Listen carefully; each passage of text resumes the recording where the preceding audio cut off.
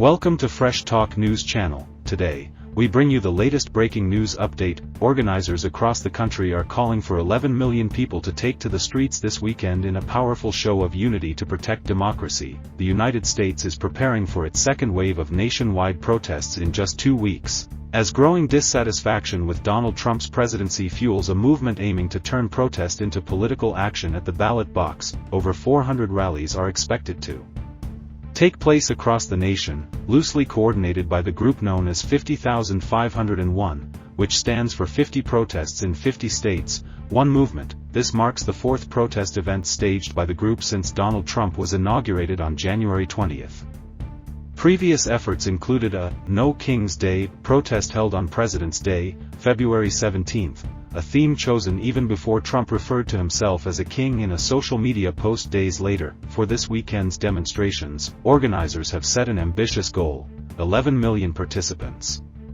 That's roughly 3.5% of the U.S. population that, if achieved, the turnout would surpass the numbers seen during the recent hands-off rallies on April 5th, when approximately 1,200 demonstrations were held across the U.S. to protest Trump's aggressive actions against government agencies and institutions, actions led in part by his close ally, tech billionaire Elon Musk. Through his unofficial Department of Government Efficiency, known as the Doge Unit, the progressive group Indivisible, which organized the hands-off events, said it aims to send a clear message to both opposition politicians and American voters: vocal resistance to Trump's policies is crucial. The group hopes this momentum will drive larger and more impactful protests in the future.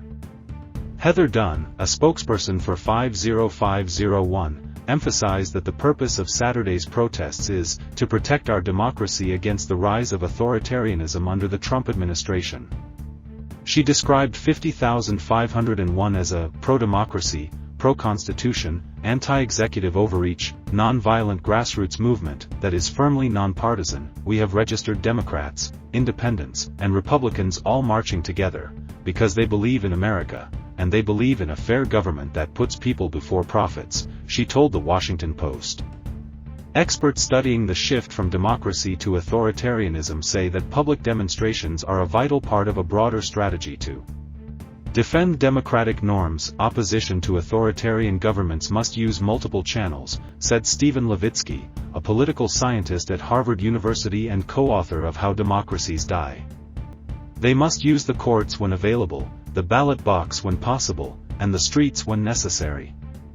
Street protests help shape media narratives, and that's critically important.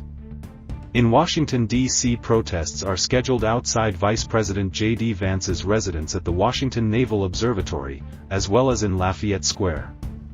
A march will also begin near the George Washington Monument and proceed to the White House, in support of Kilmar Abrego Garcia, a Salvadoran man with U.S. protected status who, according to court rulings, was wrongfully deported to El Salvador from Maryland. Thanks for watching Fresh Talk News Channel. Don't forget to like and subscribe for more news and updates.